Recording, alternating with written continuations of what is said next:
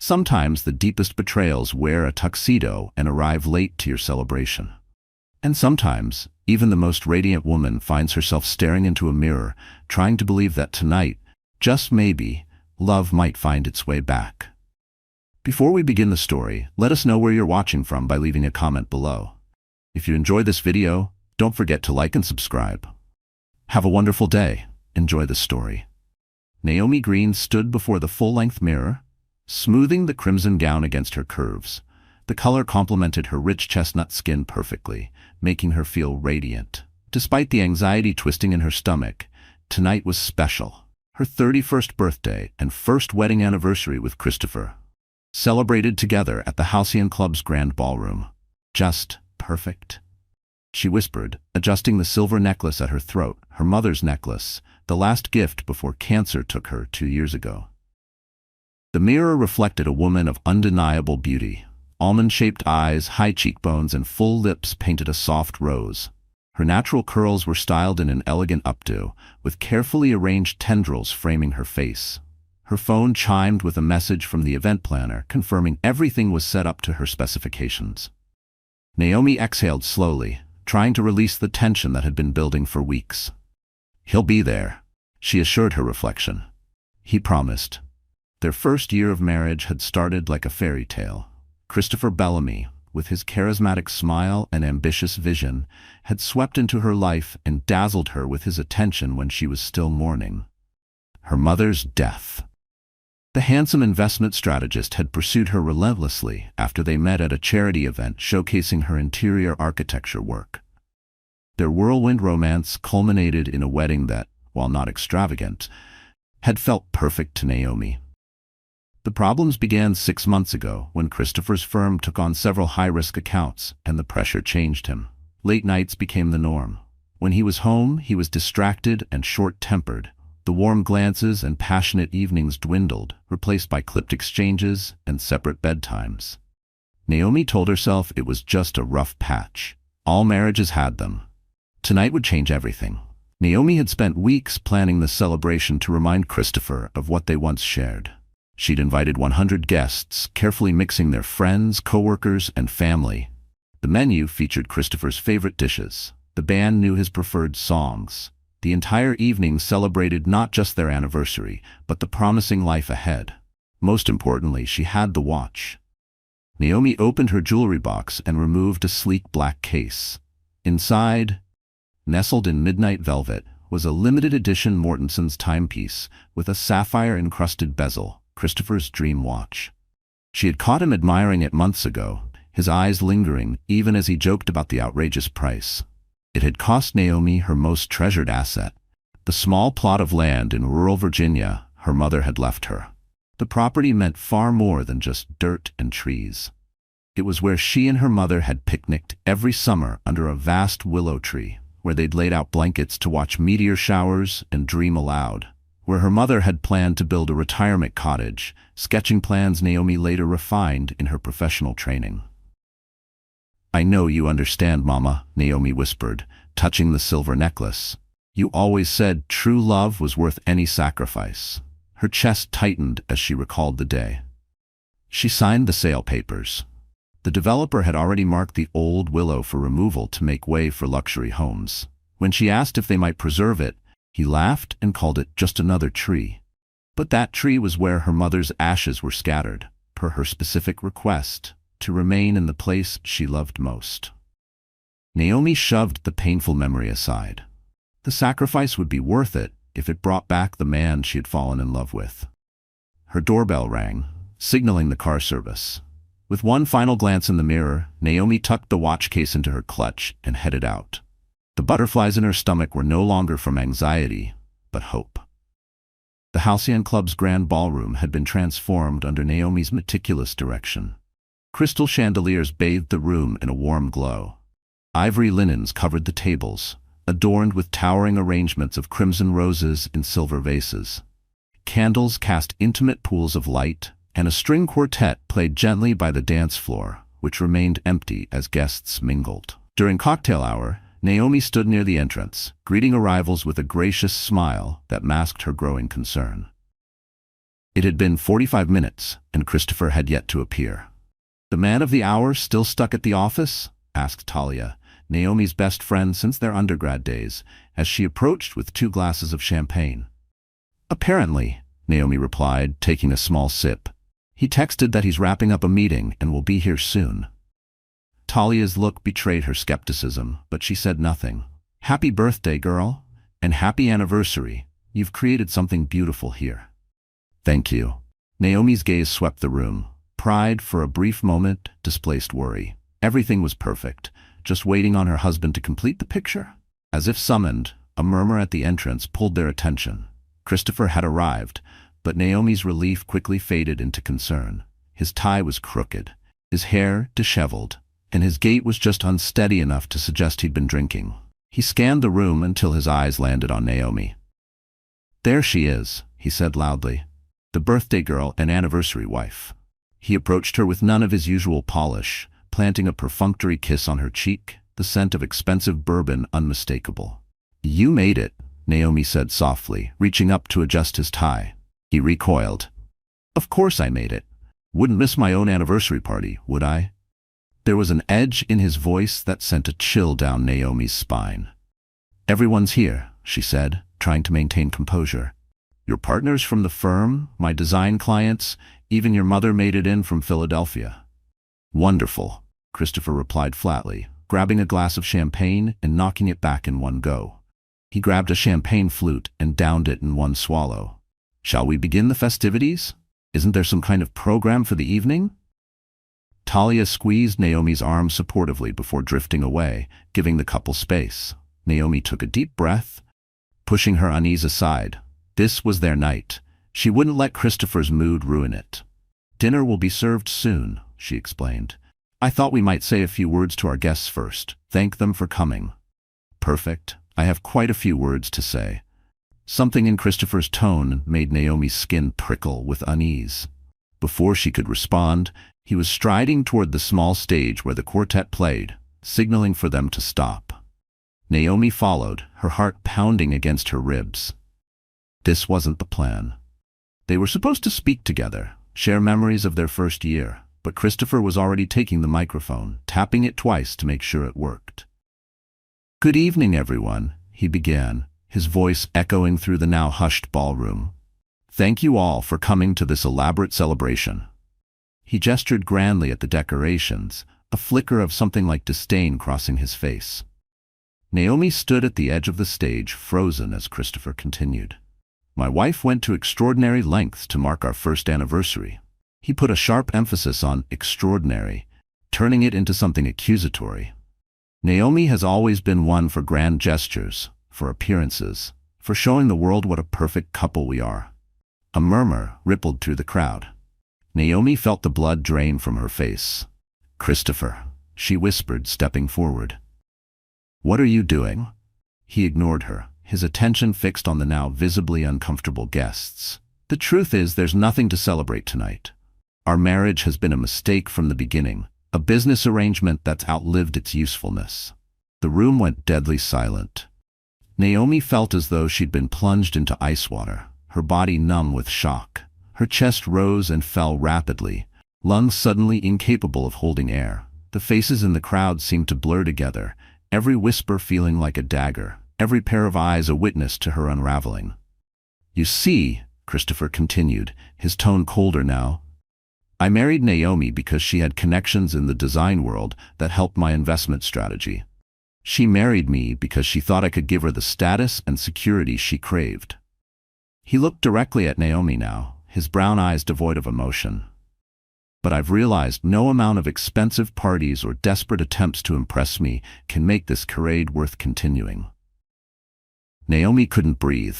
Her vision blurred as tears threatened, but she blinked them back fiercely, refusing to fall apart in front of a room full of stunned onlookers. "So in honor of our anniversary," Christopher reached into his jacket and pulled out an envelope, "I'm giving my wife what she truly deserves." He extended it toward her with a cruel smile. "Divorce papers. Naomi, consider yourself served." The envelope dropped to the stage between them. Naomi stared at it, unable to process the scale of the humiliation unfolding. Her clutch, containing the watch she had sacrificed her mother's land to buy, now felt unbearably heavy. Every ounce of meaning she had poured into this night, into this hope, shattered like crystal on marble. She was standing in the ruins of her last attempt to be seen, to be loved. "Did you really think a watch would fix everything?" Christopher asked, his voice now quieter, but still amplified by the microphone. "Did you think I wouldn't find out you sold that land your mother left you? The land with the tree where her ashes were scattered?" He shook his head with mock sympathy. "Pathetic, just like this marriage." At the mention of her mother's ashes, something inside Naomi shattered. The tears she'd held back spilled over. The silver necklace at her throat, her mother's, burned against her skin. The room spun as whispers erupted among the guests.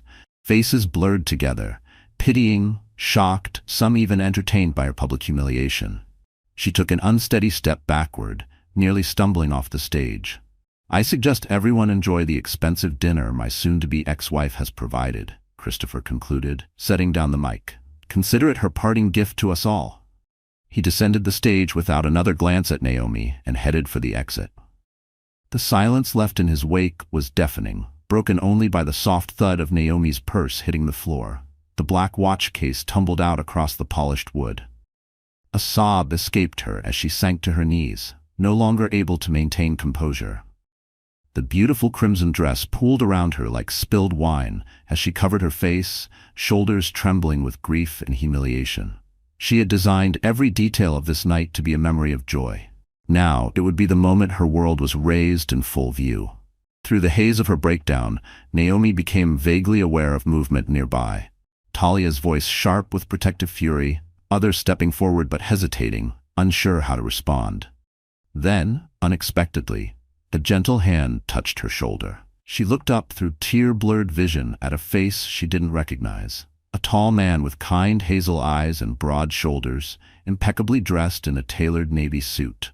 His expression held no pity, only quiet understanding that somehow pierced her shame. "May I?" he asked softly, offering her a pristine handkerchief. Naomi accepted it silently, pressing the soft fabric to her cheeks. The stranger knelt beside her, shielding her somewhat from the stares of the crowd. "My name is Caleb Monroe," he said, his voice a deep, calming baritone. "I was invited by a mutual friend. I've never witnessed such cruelty displayed so publicly." Naomi tried to speak, but another sob caught in her throat. Caleb's hand remained steady on her shoulder, an anchor in the storm. "What that man did was inexcusable," he continued, his voice calm, but fire burned in his eyes. "No one deserves to be treated that way, especially not someone who clearly poured their entire heart into this evening." Somehow his words broke through the fog of Naomi's shock. She drew a shaky breath, finally finding her voice. "I just wanted to save our marriage," she whispered, her fingers instinctively reaching for the necklace at her throat. "I gave up all I had left of her." "Some things aren't meant to be saved," Caleb replied, "and some people aren't worthy of the salvation offered to them." He reached down, picked up the watch case, and gently closed it before returning it to her hands. "Someone who would use your mother's memory as a weapon doesn't deserve any sacrifice." A flicker of personal pain crossed his face before his composure returned. Before Naomi could answer, a commotion near the ballroom doors drew their attention. Christopher had returned, his face flushed with fury as he stormed toward the stage. "Still performing for the crowd, Naomi?" he jeered. "Already found a shoulder to cry on?" Caleb rose to his full height, positioning himself squarely between Naomi and her husband. Two security guards flanked him, their postures firm and protective. "Tomorrow night. Your name was on the guest list from your work with their design committee last year. I hope you'll attend. The world deserves to see your light, even when you feel most in shadow." Naomi stared at the message, her heart unexpectedly racing. How had he gotten her number? How did he know about her museum committee work? The questions should have unsettled her, but instead, a strange flutter stirred inside, something she hadn't felt in months. Curiosity. Interest. The faintest flicker of anticipation. The gala was a glittering event. The museum's grand hall had been transformed into an enchanted forest, delicate light installations casting the illusion of stars above. Naomi had nearly canceled a dozen times, but Talia's insistence and her own stubborn refusal to let Christopher reduce her to a recluse had prevailed. She chose midnight blue over her usual bold hues, hoping to disappear into the crowd, but the simple column dress, with subtle silver beading along the neckline, only highlighted her elegant collarbones and the graceful line of her neck, drawing more attention than she intended. As she walked through the entry hall, every step felt like reclaiming a part of herself. Each heel click, a quiet defiance against the shadow of shame. For the first hour, she limited herself to polite greetings, positioning herself near a quiet alcove featuring Renaissance sculptures. She wasn't hiding, just observing, gathering strength. The Bernini is breathtaking, isn't it? The deep voice behind her sent a shiver down her spine. She turned to find Caleb Monroe, impeccable in a tailored tuxedo, though he was gazing not at the sculpture but at her. The way it captures vulnerability and strength in the same moment, Caleb continued, stepping beside her. Reminds me of someone I met recently. Naomi found her voice. Are we pretending this is a coincidence, Mr. Monroe? His smile was warm and genuine. Caleb, please. And no, not a coincidence. I hoped you would come. How did you get my number? She asked bluntly. Your friend Talia, he said easily. She was protective at first, but eventually decided I might be worthy of at least a text message. He studied her face carefully. Are you angry? Naomi considered it. No, she answered honestly. Just cautious. Men who make grand gestures tend to vanish when real life begins. A fair assessment, Caleb acknowledged, though I'd argue that men who value appearance over substance aren't men at all. A server passed with champagne. Caleb took 2 glasses and offered one to her. She accepted it with slight hesitation. I should apologize, he said, his expression sobering. My proposal that night, it was impulsive, not because I didn't mean it, but because it wasn't fair to you in that moment. Naomi felt heat rise in her cheeks. It was unexpected. I've followed your work for over a year, Caleb admitted. Your design for the community center. The way you created spaces that comforted without condescension, that healed through beauty without excess. I was meant to meet you at a fundraiser last month, he continued, but I got called overseas. Naomi remembered the event, an empty seat at her table. That was you, he nodded. When I saw you at your anniversary, I recognized you immediately. Then I watched you endure public cruelty with grace. His eyes softened with intensity. Some people collapse under pressure. Others reveal their true strength. You were luminous in your pain, Naomi. His words struck a place deeper than sympathy. They reached into the cavern of that night, where shame had tried to bury her, and instead illuminated the quiet power with which she had stood. The raw honesty in his voice caught her off guard.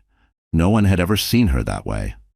Not as a designer to be admired, not as a wife meant to complete someone's image, but as a woman whose inner strength emerged at her lowest moment. I don't know what to say to that, she admitted. You don't need to say anything. Caleb gestured toward the museum's rooftop garden. Would you walk with me? The city looks magical from up there. Against her better judgment, Naomi nodded. As they moved through the crowd, she noticed how Caleb greeted others with warm sincerity, but kept a respectful distance from her. He didn't touch her elbow or guide her with a hand on her back the way Christopher used to, subtle gestures of control disguised as affection. With Caleb, there was only space, offered, never imposed, and somehow, that made her feel safer than any forced closeness ever had. The rooftop garden was quieter. Only a few guests braved the evening chill. Twinkling lights wove through potted trees, and the city stretched before them like a tapestry of light and shadow. I grew up in foster care, Caleb said quietly as they reached the stone parapet. Moved around a lot, never quite belonged anywhere. I learned early how to recognize genuine souls. They were rare and precious. Naomi turned toward him, surprised by the candor. When I was 16, I met an architect who saw something in me no one else had, he continued. He mentored me, helped me apply to college, taught me how to transform not just spaces, but lives. His gaze drifted, caught in memory. He taught me that recognizing value in others isn't just kindness, it's wisdom. Is that what you were doing that night? Naomi asked. Recognizing value? Yes, Caleb answered simply. And no, he turned fully to face her. Naomi, I won't pretend my reaction to you was purely professional. There was something else, something I've never experienced before. From his inside jacket pocket, he drew a small box. Naomi's heart skipped. For a wild moment, she feared he might be pulling out another ring, but inside was a delicate silver compass on a chain. "My first real proposal," Caleb said softly, not offered in the heat of a moment, but with clarity. He held up the compass. "When I was a child, feeling lost was constant. The only thing I could count on was this, knowing north would always be north, even when I couldn't see the stars, even when everything else changed." He extended the box to her. "I'm not asking for marriage tonight. I'm asking for the chance to show you, not all men are like Christopher. Tomorrow night. Your name was on the guest list from your work with their design committee last year. I hope you'll attend. The world deserves to see your light, even when you feel most in shadow." Naomi stared at the message, her heart racing unexpectedly. How had he gotten her number? How did he know about her museum committee work? The questions should have alarmed her, but instead she felt a flutter of something she hadn't experienced in months. Curiosity, interest, the faintest spark of anticipation. The gala was a glittering affair. The museum's great hall had been transformed into an enchanted forest, delicate light installations casting the illusion of stars overhead.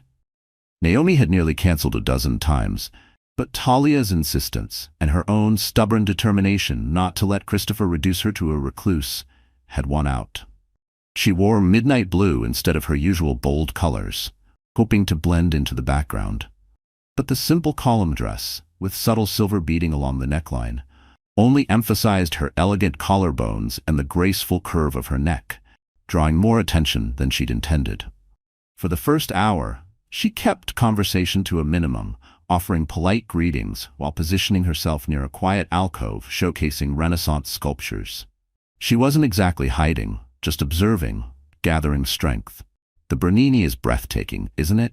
The deep voice behind her sent an involuntary shiver down her spine. She turned to find Caleb Monroe, impeccable in a tailored tuxedo, regarding not the sculpture, but her. "The way it captures vulnerability and strength in the same moment," Caleb continued, stepping beside her. "It reminds me of someone I met recently." Naomi found her voice. "Are we pretending this is a coincidence, Mr. Monroe?" His smile was warm, genuine. "Caleb, please, and no, not a coincidence. I hoped you'd come." "How did you get my number?" she asked directly. "Your friend Talia. She was protective at first, but eventually decided I might be worthy of at least a text message."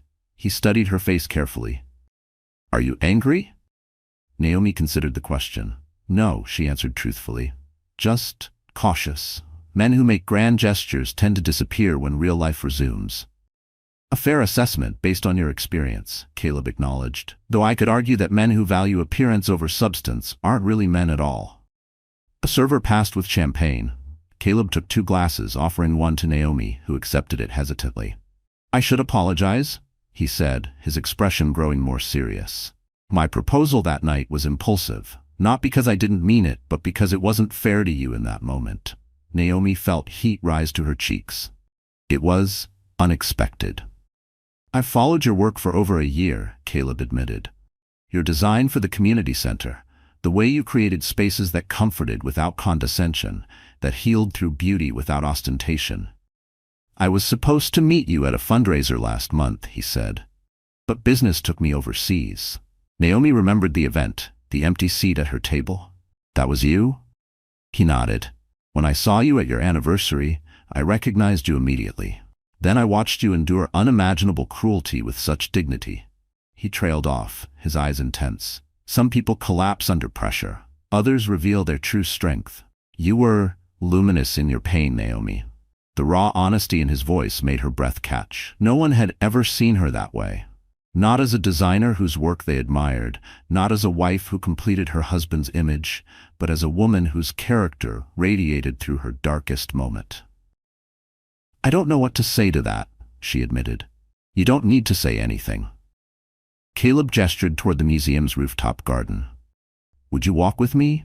The city looks magical from up there." Against her better judgment, Naomi nodded. As they moved through the crowd, she noticed how Caleb greeted others with genuine warmth, but maintained a respectful distance from her. He didn't touch her elbow or rest his hand on her back as Christopher might have done to assert possession. The rooftop garden was quieter, with only a few guests braving the cool evening air. Twinkling lights wove through potted trees, and the city stretched out before them like a tapestry of light and shadow. "I grew up in foster care," Caleb said quietly, as they stood at the parapet. "Moved from home to home, never quite belonged anywhere. I learned to recognize genuine souls. They were rare and precious." Naomi turned to him, surprised by the personal confession. "When I was 16, he continued, I met an architect who saw something in me that no one else had bothered to look for. He mentored me, helped me apply to college, showed me how to transform spaces and lives." His gaze turned distant, remembering. "He taught me that recognizing value in others isn't just kindness, it's wisdom." "Is that what you were doing that night? Recognizing value?" Naomi asked. "Yes," Caleb said simply. "And no." He turned to face her fully. "Naomi, I won't pretend my reaction to you was purely intellectual admiration. There was something else, something I've never experienced before." From an inside pocket he withdrew a small box. Naomi's heart lurched, a wild part of her bracing for a ring. But when he opened it, she saw a delicate silver compass on a chain. "My first real proposal," Caleb said softly. "Not offered in the heat of the moment, but with intention." He held up the compass. "When I was lost as a child, my only constant was knowing that north would always be north. Even when I couldn't see the stars, even when everything else changed, that remained true." He extended the box toward her. "I'm not asking for marriage tonight. I'm asking for a chance to show you. Not all men are like Christopher. That love can be a compass, not a cage. That you deserve someone who sees your true worth and values it above all else." Naomi looked from the compass to Caleb's face, her heart racing. "I barely know you," she whispered. "Then know this," he said gently. "I will never rush you. I will never shame you. I will never make you feel less than the extraordinary woman you are." His voice softened. "And if all you can offer is friendship, I will treasure that gift and never demand more." The sincerity in his eyes made Naomi's carefully guarded walls tremble. After a moment's hesitation, she reached for the compass, her fingers brushing his as she lifted it from the box. "It's beautiful," she said honestly.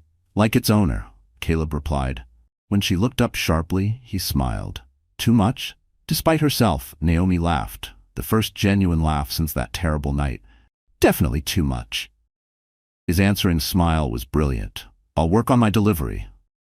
As he took the necklace and moved behind her to fasten it, Naomi felt his presence like a shield against the cool night air. The compass settled against her skin, its weight unfamiliar but not unwelcome. "Thank you," she said, turning to face him again. "Not just for this, for that night, for seeing me." Caleb's expression softened. "Naomi Green, I'd be honored if you'd join me for dinner next week." "Just dinner?" "Just conversation, a proper beginning."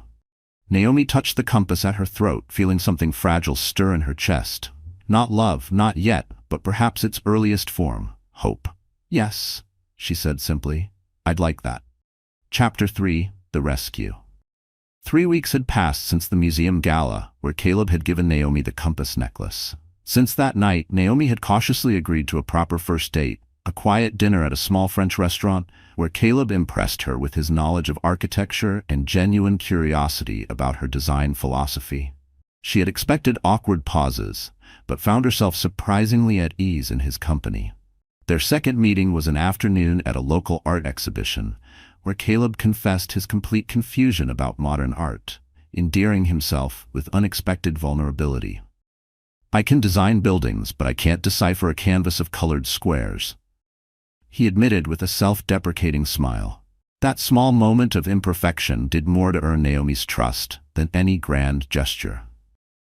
Their third encounter, a Sunday morning walk through the botanical gardens, revealed yet another layer. Caleb knew the Latin names of the plants, knowledge from a foster mother who had been a botanist. "The only one who actually cared," he explained quietly, hesitating before offering brief glimpses into foster homes where affection was rare or non-existent. Now, after a fourth meeting, dinner at his penthouse where he cooked for her. Impressively, aside from one burnt batch of dinner rolls, Naomi found herself reflecting on Caleb's slow, intentional approach to courting her. Unlike Christopher's whirlwind of charm and control, Caleb was building trust brick by brick, mindful of her still mending heart. Tonight, Naomi had stayed late at her studio, finalizing designs for a new community center project. The compass necklace Caleb had given her rested against her skin beneath her blouse. She wore it daily now, though she couldn't entirely explain why. Perhaps because it symbolized something she longed for: direction, clarity, a steady presence in the dark. The night air was brisk as she locked the studio door. Talia had offered her a ride home, but Naomi had declined. The walk would clear her mind from the tangle of emotions Caleb stirred in her. His patience both soothed and unnerved her. Was she reading too much into his calm, steady pursuit? Did his restraint come from respect, or just polite disinterest? Lost in thought, she was 3 blocks from her apartment when she sensed it, not heard it. Someone following her. Quickening her pace, Naomi clutched her portfolio tightly to her chest, heart pounding. Heavy footsteps echoed behind her. She broke into a run, only to collide with a solid figure who stepped out from between 2 parked cars. "Going somewhere, Mrs. Bellamy?" The man's face was unfamiliar, but his tone left no doubt. This was no random encounter. Or is it Miss Green again? Hard to keep track. Naomi stepped back, finding herself trapped. Another man had emerged from the shadows behind her. "What do you want?" she demanded. "Just a friendly conversation," said the second man, his smile anything but friendly. "About those assets you're claiming in the divorce. Mr. Bellamy thinks you might reconsider your position."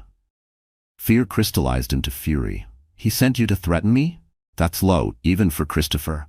The first man shrugged. "He's a businessman. This is negotiation." He reached out, grabbing Naomi's wrist. "Let's talk somewhere more private." Naomi jerked away, her portfolio slipping to the ground, pages scattering in the breeze. "Get your hands off me." The second man stepped closer. "Don't make this difficult, lady. We're just delivering a message. Tonight could be worse. Next time." The threat hung in the air like ice. Naomi opened her mouth to scream when the sudden squeal of tires broke through the night. A sleek black car pulled to the curb, and Caleb Monroe stepped out. His normally warm eyes were now cold as steel. "I believe the lady asked you to step back," he said, voice calm and lethal. The men hesitated, exchanging uncertain glances. "This is a private matter," the first one snapped. "Move along." Caleb's laugh was dry. "Naomi, are these men bothering you?" "They work for Christopher," she managed, relief washing over her. A shadow of danger flickered across Caleb's face. "Gentlemen," he said, voice low and deliberate, "I suggest you leave. Now." For a tense moment, Naomi thought they might listen. Then the first man reached into his jacket. A flash of metal caught the streetlight as he drew a knife. "The rich boy wants to play hero," he sneered. "Bad choice." What happened next unfolded with shocking speed. The man lunged, but Caleb moved with unexpected grace, deflecting the knife hand and delivering a precise strike that sent the attacker stumbling backward. The second man rushed him from behind, but Caleb spun, using the man's momentum to throw him off balance. Naomi watched in stunned silence as Caleb fought with the controlled precision of someone professionally trained. When the first attacker came at him again, Caleb redirected the knife, though not before the blade slashed across his shoulder, tearing through his suit jacket. Despite the injury, Caleb delivered a devastating combination that left both men groaning on the pavement. "Naomi," he said urgently. "My car, now." She didn't hesitate, rushing to the vehicle as Caleb scooped up her scattered designs with his uninjured arm. Once inside, he handed her the portfolio and started the engine, pulling away with controlled speed. "Are you hurt?" he asked, his voice tight. "No, I'm fine." "But you're bleeding," Naomi said, staring at the dark stain spreading across his shoulder. "We need to get you to a hospital." "No hospitals," Caleb said firmly. "Too many questions. My penthouse isn't far. I have supplies there." Despite her concern, Naomi nodded. The last thing she needed was a police report that might give Christopher more ammunition in their increasingly bitter divorce. Caleb's penthouse took up the top floor of a sleek high-rise overlooking the river. In any other moment, Naomi would have admired the clean architectural lines and thoughtful design, but now she followed him straight to the bathroom. He shrugged out of his ruined jacket and shirt with a grimace of pain. "First aid kit, under the sink," he directed, sitting on the edge of the marble tub. Naomi found it, surprisingly well stocked, and turned to find Caleb bare-chested before her. Despite the circumstances, she couldn't help but notice his athletic build, the defined muscles of his chest and abdomen, the smooth brown skin now marred by a 6-inch gash across his right shoulder. "It looks worse than it is," he assured her, seeing her expression. "Surface wound, but it needs cleaning." With trembling hands, Naomi dampened a cloth and gently began wiping away the blood. Caleb remained still, his only reaction a slight tightening around his eyes when she applied antiseptic. "How did you find me?" she asked, focusing on her task rather than their sudden physical closeness. "I was coming to your studio to surprise you," he admitted. "Saw you leaving. Thought I'd catch up. Then I noticed those men following you." Naomi's hands paused. "The way you fought. You've had training." A shadow crossed Caleb's face. "Foster care wasn't always in the safest neighborhoods. I learned to defend myself early. Later I studied martial arts formally." He hesitated, then added in a quieter voice, "I was 17 when I got this." He turned slightly, revealing a thin scar along his ribs. Last foster home. The father was an alcoholic with a temper. He went after his 8-year-old daughter one night. I intervened. The admission was matter of fact. The act carried layers of unspoken pain. Naomi's heart ached at the revelation. "What happened to the girl?" she asked softly, resuming her careful ministrations. "My mentor, the architect who helped me get into college, took her in. She's a pediatrician now." A small, genuine smile softened his features. "We still have dinner once a month." Naomi finished cleaning the wound in silence, absorbing everything he'd shared. Caleb wasn't just the man who had once proposed marriage in a moment of gallant impulse. He was someone who had known pain, who had protected others long before he knew her. "Thank you," she whispered, applying the bandage. "Not just for tonight, for telling me about your past." Caleb caught her hand, stopping her movements. "Naomi, look at me." She raised her eyes to his and found them intense, brimming with emotion. "I will never let anyone hurt you," he said, each word deliberate and full of conviction. "But I need you to know something. I'm not perfect. I have scars, both visible and hidden. I have a temper. I keep it tightly controlled. I sometimes work too much and sleep too little." The candid honesty startled her. "Why are you telling me this now?" "Because I don't want you to see me as some fairy tale rescuer," he said earnestly. "If there's ever going to be something real between us, it needs to be between two flawed, real people. Not a white knight and a damsel."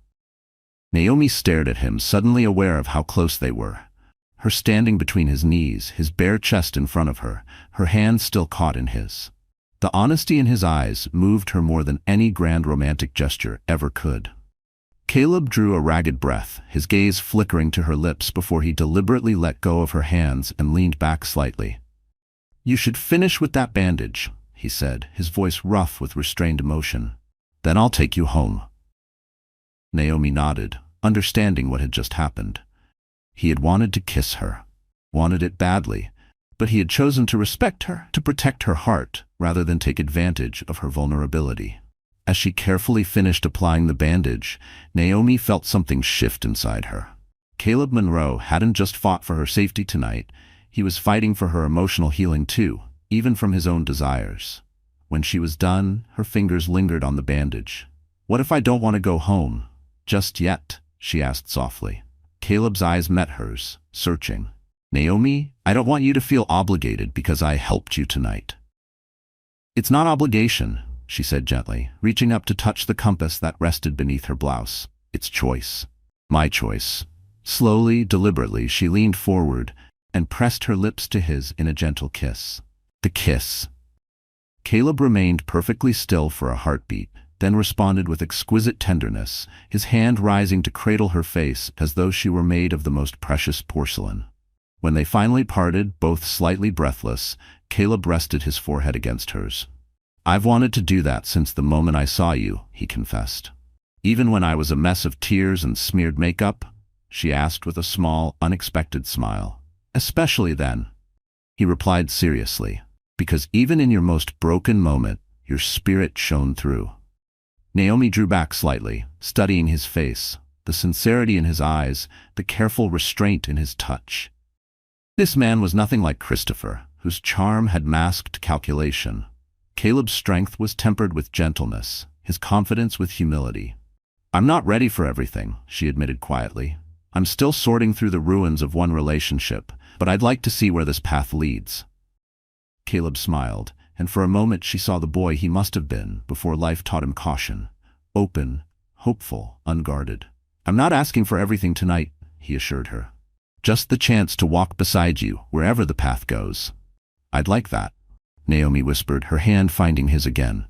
I'm beginning to think, she added softly, that sometimes the compass points exactly where you need to go. Naomi traced her fingers over the embossed letterhead of the legal document, hardly believing what she was reading. Her newest client, a prestigious hospitality group planning a boutique hotel, had abruptly terminated her contract. The carefully worded letter couldn't hide the truth. Christopher's influence had poisoned another professional relationship. That's the third one this month, she murmured, sliding the letter into a growing file of similar rejections. Tears of frustration pricked at her eyes. Her design business wasn't just her livelihood, it was her personal renaissance. After years of diminishing in her marriage, each project she lost felt like Christopher reaching from the past to strangle her future. Her phone chimed with a message from Caleb. Lunch today? I miss your smile. Despite the frustration, warmth bloomed in her chest. Their relationship had deepened naturally since that first kiss in his penthouse 2 weeks ago. Nothing rushed, nothing forced, just a steady, growing connection. Caleb had become her sanctuary in a storm of Christopher's making. Another canceled contract. Not feeling very smiley today, she replied. His response came immediately. My office, 10 a.m. Bring your portfolio. I have something to show you. Caleb's office occupied the top floor of a sleek glass tower downtown. Unlike Christopher's chrome and leather executive suite designed to intimidate, Caleb's space featured warm woods, living plants, and floor-to-ceiling windows that bathed the room in natural light. One wall displayed architectural models of his sustainable housing developments. He greeted her with a gentle kiss, his fingers briefly entwining with hers before leading her to a conference table where blueprints were spread out. What's this? Naomi asked, studying the plans. My newest project? Caleb replied, eyes bright with enthusiasm. A mixed-use development in the Riverside District, affordable housing, community spaces, retail, and a cultural center. Naomi examined the blueprints with professional interest, immediately noting the innovative use of space and sustainable elements typical of Caleb's work. It's remarkable, she said. The integration of green spaces is particularly inspired. It's miss something, Caleb said, watching her closely. Soul, warmth, the human element that transforms architecture into home. He paused. Your element, Naomi. She looked up, suddenly understanding. Are you offering me a job? A partnership, he corrected. Your design vision alongside my architectural framework. Equal collaboration, separate from our personal relationship. Naomi walked to the window, absorbing the implications. People will talk, she said. They'll say I'm only getting this opportunity because we're involved. Caleb joined her, careful not to crowd her space. Let them talk. The work will speak for itself. His voice softened. Besides, I've wanted to collaborate with you professionally since before I knew you personally. Your design for the community center sold me on your talent, long before I ever saw your face. Naomi turned to him, studying his expression. And if things between us change? The contract is structured to protect your professional interests, regardless of our personal relationship. He took her hand. Naomi, I would never use your heart to control your career. That's what Christopher is doing now, using your career to punish your heart. The truth of his words struck her deeply. Christopher was weaponizing her reputation because he knew how much it meant to her. In contrast, Caleb was offering a path forward that recognized her talents, independent of their growing feelings. I'd like to see the full proposal, she said finally, and I'll need my lawyer to review any contracts. Caleb's smile was radiant. Of course, I'd expect nothing less. As they bent over the blueprints together discussing possibilities, Naomi felt something she hadn't experienced since Christopher's betrayal: professional hope. Her mind raced with ideas for humanizing the spaces, making them both beautiful and functional for the families who would live there. This courtyard could become a community garden, she suggested, pointing to an open area. And these common spaces need to encourage interaction while still respecting privacy. Caleb watched her come alive, her hands moving expressively as she sketched concepts on tracing paper laid over his blueprints. This was the woman he'd admired from afar. Confident, passionate, visionary. "You're extraordinary when you create," he said softly.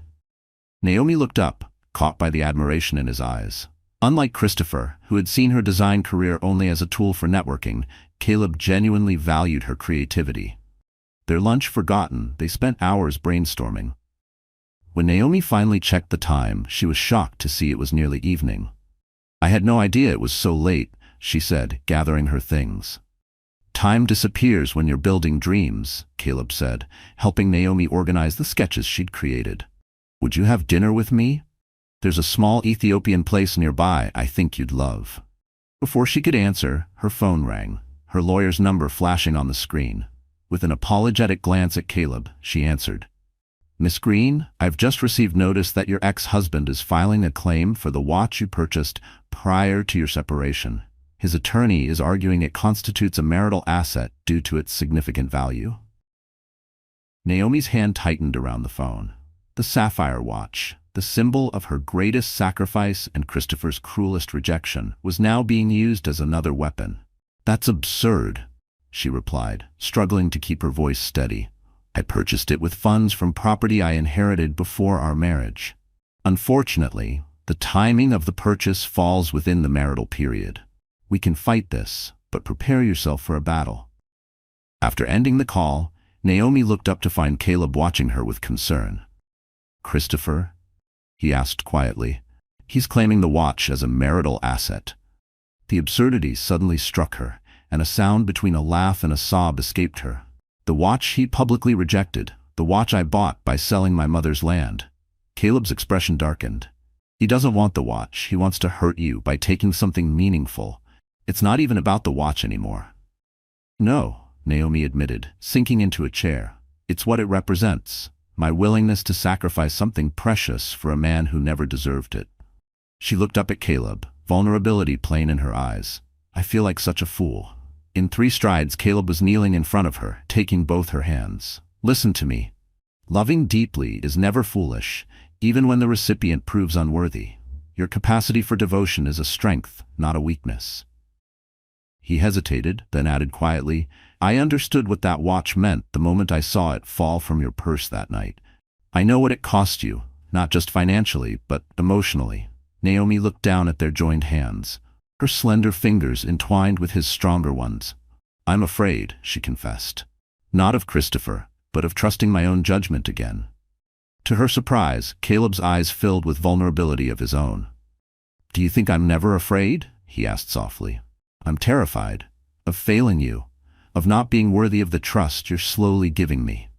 The admission stunned her. This powerful man, who seemed so assured, so capable, was sharing his own fears. It was, perhaps, the most intimate moment they had shared, more revealing than their kiss, more connecting than their collaboration. "Why would you be afraid?" she asked. "Because I've never had this," Caleb replied simply, gently squeezing her hands. "My success came from building things, Naomi. But relationships? Those are harder. My childhood taught me how easily love can be withheld. My adult life didn't offer many chances for real connection." He raised her hands to his lips and kissed them softly. "Trust isn't given all at once. It's built day by day, action by action." His eyes held hers.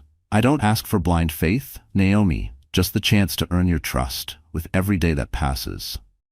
In that moment, as the city lights began to twinkle against the evening sky, Naomi recognized something profound in Caleb's honesty. Not weakness, but the courage to be vulnerable with her. He wasn't offering to save her. He was offering to grow alongside her, risking his own heart in the process. "Ethiopian food sounds perfect," she said, a genuine smile finally breaking through her earlier frustration. "And yes, I'll consider your partnership proposal. Both the professional one and," she gestured between them, "whatever this is becoming." Caleb's answering smile was tender as he helped her to her feet. "This," he said, brushing a soft kiss across her lips, "is the foundation of something extraordinary, and like all my buildings, I intend to make it strong enough to withstand any storm." As they walked together toward the elevators, Naomi felt a new sense of balance between them. Caleb's willingness to show his own fears had bridged the final distance between them, allowing her to see him not as a perfect savior, but as a man offering an authentic partnership. In every sense. "You know," she said as they waited for the elevator, "I think my favorite part of designing spaces is finding the right balance between strength and comfort, between beauty and function." Caleb looked down at her, understanding the deeper meaning behind her words. "The best designs always hold those tensions in perfect equilibrium," he agreed, his arms slipping naturally around her waist. "Rather like relationships." The elevator chimed, its doors opening to reveal their reflection. Two people standing side by side, neither leaning on the other, yet clearly bound by something stronger than proximity. "I think we might create something beautiful together," Naomi said softly as they stepped inside. Caleb's eyes met hers in the mirrored reflection. "In every sense," he promised, "in every way." "Time disappears when you're building dreams," Caleb said, helping Naomi organize the sketches she'd created. "Would you have dinner with me? There's a small Ethiopian place nearby I think you'd love." Before she could answer, her phone rang. Her lawyer's name flashed on the screen. With an apologetic glance at Caleb, she answered. "Miss Green, we've received a settlement offer," her attorney began. "Mr. Bellamy is willing to drop the claim on the watch in exchange for your share of the Lincoln Avenue property." Naomi's stomach dropped. The Lincoln Avenue building had been their first joint investment, a modest commercial property that had appreciated significantly. Her portion would more than cover the cost of the watch, effectively making her pay twice for a gift Christopher had publicly rejected. "He knows exactly what he's doing," she said bitterly, "making me choose between financial security and principle." After ending the call, she explained the situation to Caleb, whose expression darkened. "What will you do?" he asked gently, careful not to impose his opinion. Naomi gazed out at the city skyline. "Part of me wants to fight on principle alone, but another part just wants this connection to him severed at any cost." Caleb stepped closer, gently tilting her chin until their eyes met. "Whatever you decide, I'm with you, but remember this. Objects hold only the power we give them." His words struck her with unexpected clarity. The watch, her mother's land, the Lincoln Avenue property, they were all just things. What mattered was freeing herself from Christopher's emotional manipulation. "I'm going to accept the settlement," she decided. "Not because he's won, but because I refuse to let him occupy any more space in my life." Caleb's smile was filled with quiet pride. "That's my brave Naomi."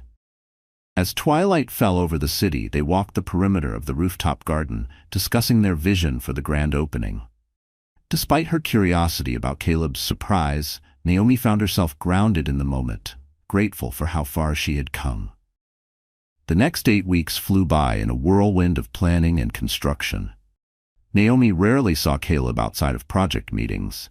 He was mysteriously preoccupied with what he only described as preparations. The settlement with Christopher was finalized, and while it stung financially, the emotional relief was invaluable.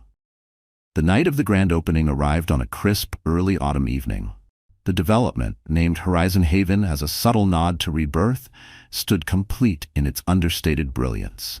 Warm lighting bathed the architecture, while Naomi's interior design made each space feel both refined and deeply human. "You look breathtaking," Talia said, helping Naomi with final touches in a private room set aside for them. Naomi smoothed the silk of her gown, a deep sapphire that perfectly complemented her skin tone. "I'm nervous, and I don't even know why. I've presented designs before." "Maybe because this one matters more," Talia replied, adjusting the compass necklace Naomi still wore every day, not just professionally. Before Naomi could respond, there was a knock at the door. A young woman entered, holding a small box wrapped in silver ribbon. "Miss Green, Mr. Monroe asked me to deliver this to you before you join the guests." Alone again, Naomi opened the box carefully. On top of the tissue paper sat a folded note in Caleb's handwriting. "Naomi, tonight we celebrate not just a building risen from empty space, but a woman risen from heartbreak, stronger and more beautiful than before. Before you join me, I ask you to follow the path marked with silver ribbons. Take your time. Each stop has meaning. Yours in all ways, Caleb." Intrigued, Naomi followed the ribbon tied to the doorknob.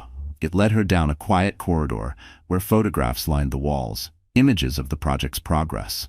But among them were more intimate photos. Naomi laughing during a site visit, bent over blueprints, standing beside Caleb as the first foundation walls went up. The path continued into the central courtyard, now transformed into a striking art installation. At its center stood a sculptural compass rose, inlaid in stone. Pathways stretched in 8 directions, each lined with small displays, architectural models, fabric swatches from her designs, the bloodied handkerchief Caleb had offered her that first terrible night. Their story rendered in memory and art. At the northern point of the compass stood Caleb, radiant in a tailored suit. His eyes found hers across the courtyard. Only then did Naomi notice that guests were present, standing silently along the perimeter, watching. She walked the path toward him, breath-catching. When she reached him, Caleb took both her hands, his expression open and vulnerable. "Naomi Green," he began, his voice steady though thick with emotion. "Twice before, I've asked for your hand, each time knowing you weren't ready. First in a moment of protective instinct, then as a promise of patient devotion." Naomi's heart pounded. She knew what was coming. "This third time," Caleb continued, gesturing around them, "I ask with the certainty that comes from building something real, together. This compass rose symbolizes our journey. How we found direction together when both our lives were in chaos." Caleb released one of Naomi's hands to withdraw a small box from his jacket pocket. "You once sacrificed your heritage for a man who couldn't recognize its value," he said softly. "I can never replace what was lost, but I offer instead a future built on mutual respect and profound love." Kneeling before her, Caleb opened the box to reveal not a traditional diamond ring, but a band of warm gold inset with a small piece of polished wood. "This ring contains wood from the land your mother left you," he explained, his voice rough with emotion. "I tracked down the developer who purchased it and asked for a small piece of the willow tree that stood there." Naomi gasped, tears welling in her eyes. "How did you know about the tree?" "You mentioned it once, how you and your mother would picnic under it in the summers," he replied. "Some things are worth preserving, even as we build new dreams." Taking her left hand, Caleb looked up at her with unwavering certainty. "Naomi Green, will you marry me?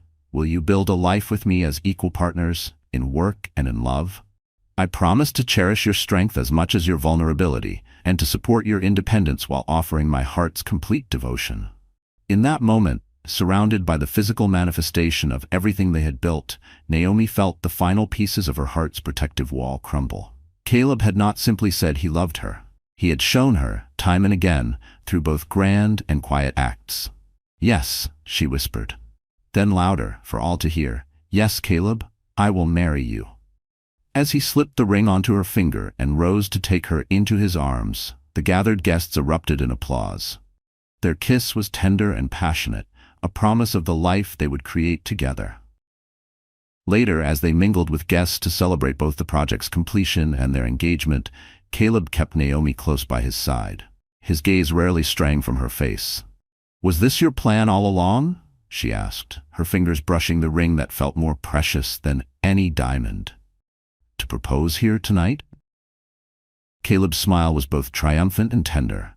"From the moment you agreed to this partnership, I hoped it would lead to a more permanent one." He kissed her temple. "Third time's the charm, they say." Naomi leaned into him, finally at peace with both her past and her future. "The compass always pointed to you," she said softly. "I just needed time to trust its direction." Chapter 6: New Beginnings. The transformation in Naomi's life over the 2 months since accepting Caleb's proposal amazed even her closest friends. The woman who once crumbled under public humiliation now moved through the world with quiet confidence, her hand often brushing the wooden ring that connected her past with her future.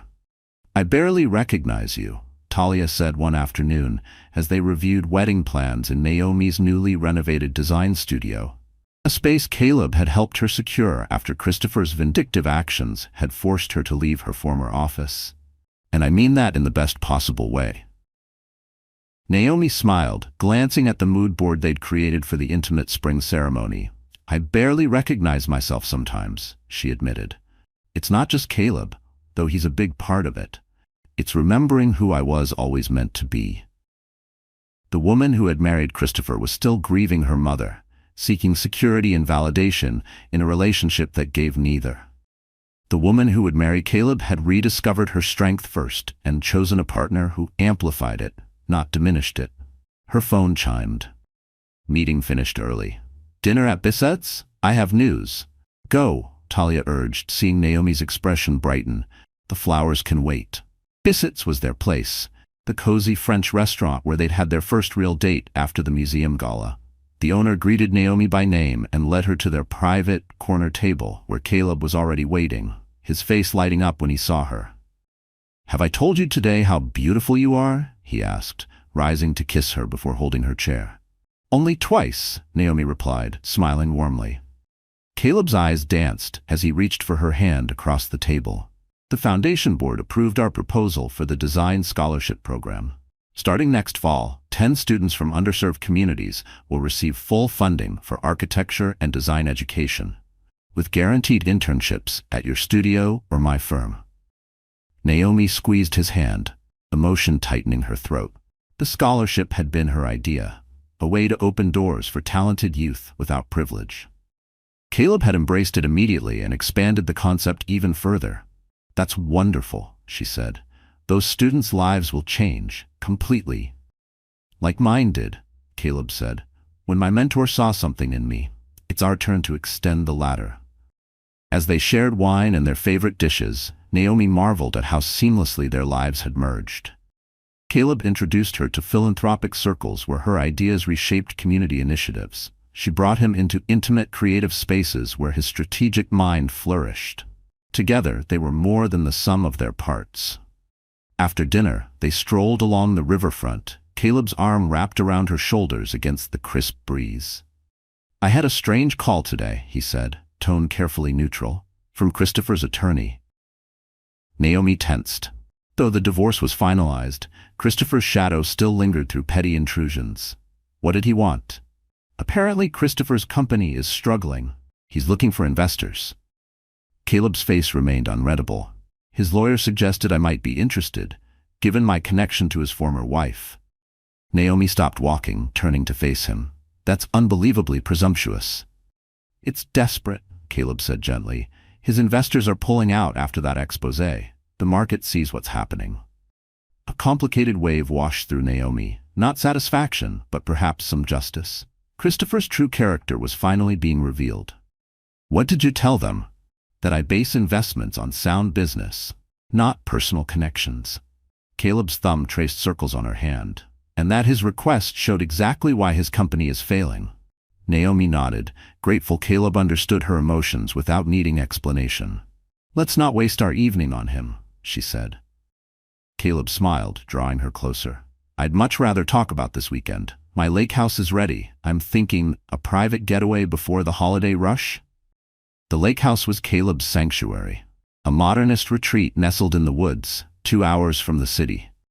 Naomi had only visited once before, during a summer thunderstorm that had trapped them indoors for 2 days. The memory of those rain-soaked hours, explored in each other's arms, brought heat to her cheeks. I'd love that, she replied, her voice dropping to a more intimate tone that made Caleb's eyes darken. His kiss remained respectful of their public setting, but it carried a clear promise of passion to come. Should we head home? He murmured against her lips. Home. The word had taken on new meaning. 3 weeks ago, Naomi had moved into Caleb's penthouse, though she still kept her old apartment as a private studio. The transition had been surprisingly seamless. Caleb had cleared half his closet for her and encouraged her to rearrange furniture and make the space her own.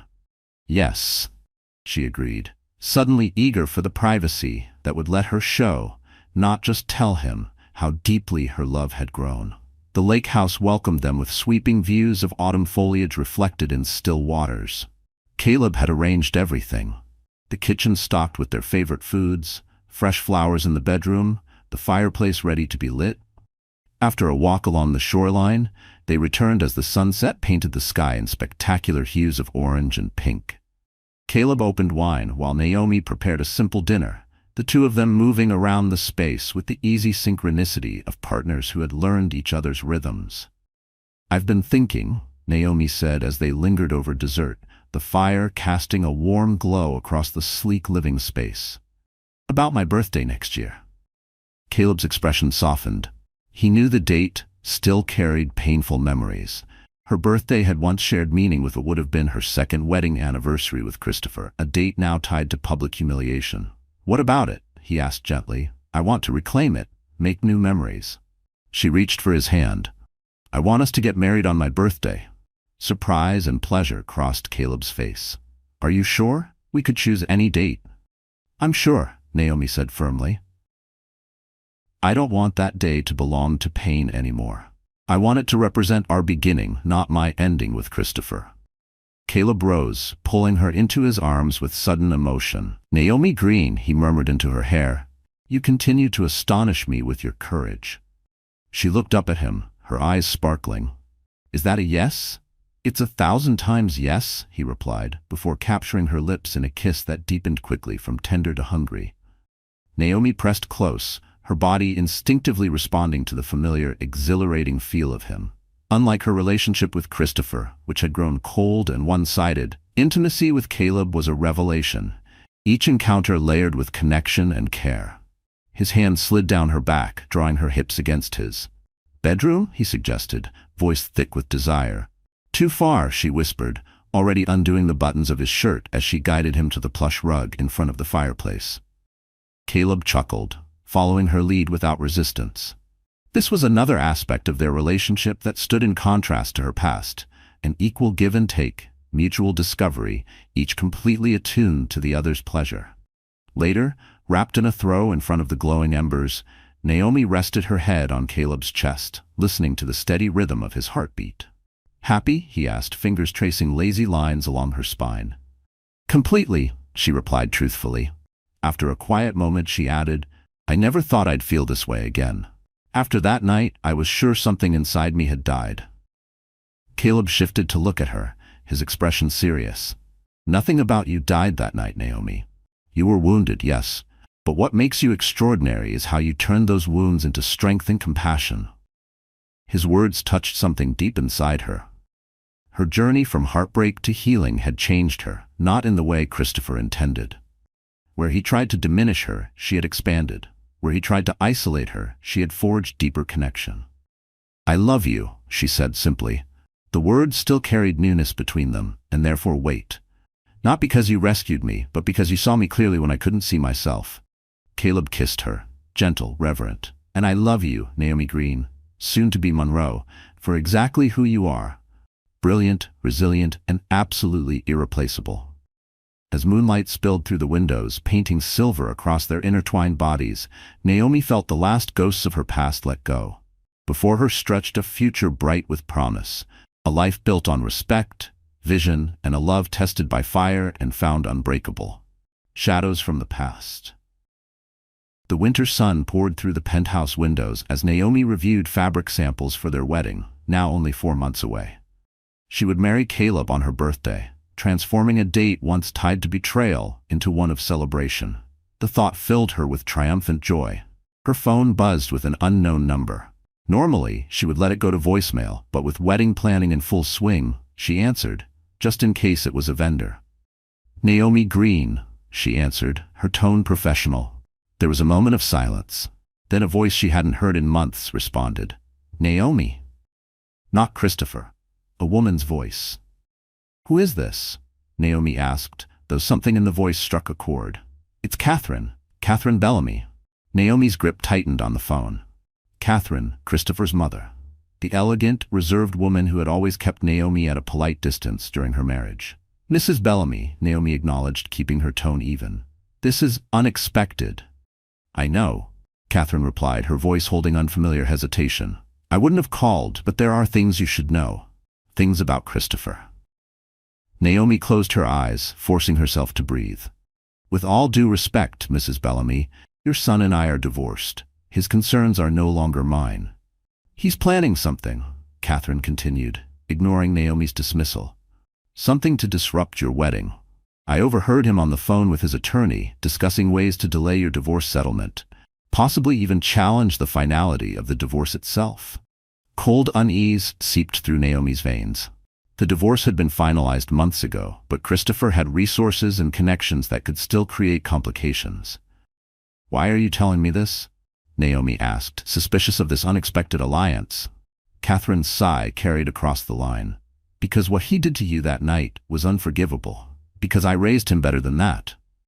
A pause. "And because I found out what he made you sell to buy that watch."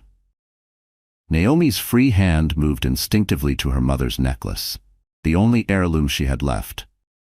"Your mother's land," Catherine continued softly. "I remember how you spoke about it during our first family dinner, how she planned to build her dream home there someday, how you used to picnic under the willow tree." Tears pricked Naomi's eyes. She hadn't realized Catherine had been listening, or remembered those details.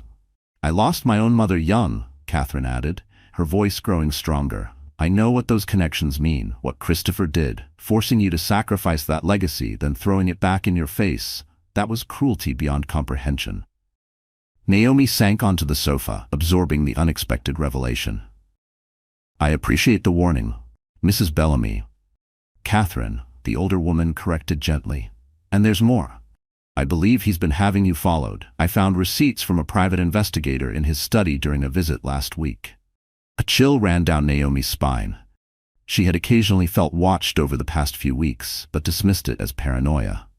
"Why would he do that?" she asked, though part of her already knew.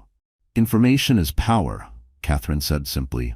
"And Christopher has always needed to feel powerful, especially when he feels threatened." "I'm not a threat to him," Naomi protested. "Your happiness is," Catherine countered. "Your success with Caleb Monroe, your rising profile in the design world, all of it contradicts the story he's built in his head, the one where you're nothing without him." After promising to send any additional information she might uncover, Catherine ended the call, leaving Naomi staring at her phone in stunned silence. She was still sitting there when Caleb arrived home 30 minutes later, his smile fading instantly as he took in her expression. "What's happened?" he asked, setting aside his briefcase and joining her on the sofa. Naomi explained Catherine's unexpected call, the warnings about Christopher's surveillance and legal maneuvering. As she spoke, Caleb's expression darkened, but he listened quietly, not interrupting. "I should have anticipated this," he said at last, frustration edging his voice. "Christopher's type doesn't surrender control easily." "What does he hope to gain?" Naomi asked. "The divorce is final. I've moved on." "But you're happier," Caleb pointed out, taking her hand. "More successful, more visible. Your hotel project made the design magazines last month. Meanwhile, his company's in trouble after the expose on his lending practices." Catherine had been right. Since their engagement, Naomi had received an influx of high-profile commissions, thanks in part to her association with Caleb, but increasingly because of her growing reputation. In contrast, Christopher's business faced setbacks and investor retreat. "Catherine mentioned something else," Naomi said slowly. "She thinks he might have photos or something he plans to use to embarrass us publicly." Caleb's jaw tightened, though his voice remained even. "What kind of photos?" "I don't know," Naomi admitted. "But if he's had me followed—" She didn't need to finish. Their relationship had grown more intimate, and though they were discreet, moments of closeness, a kiss in the elevator, a private embrace, could have been captured by someone determined enough. "I won't have you looking over your shoulder," Caleb said, an edge of steel in his tone. "This ends now." He stood and began pacing, a rare habit that Naomi recognized as a sign of deep agitation. "I've been patient with Christopher's petty sabotage, for your sake. I let my legal team handle things quietly because you wanted a clean break, without more drama. But surveillance? Threatening our wedding? That crosses a line." Naomi watched him, seeing a side of Caleb she rarely glimpsed. Not just the protector, but the strategist, the builder of empires capable of precision and power. He had been holding himself back out of respect for her. "What are you suggesting?" she asked, both uneasy and intrigued. Caleb sat beside her again, taking her hands in his. "Christopher needs to learn that actions have consequences. His company is over-leveraged. Investor confidence is shaky. Several of his projects are under review. We have the opportunity to act ethically, legally, strategically." "You want to destroy him professionally," Naomi said. "Not as an accusation, but as recognition." "I want justice," Caleb clarified. Not revenge, not sabotage, but accountability for what he's done to you, to others. He outlined a strategy using legitimate business methods. Shell corporations acquiring stakes in Christopher's failing company, slowly gaining leverage. From there, they could intervene or force change from within. Your insight would be invaluable, Caleb added.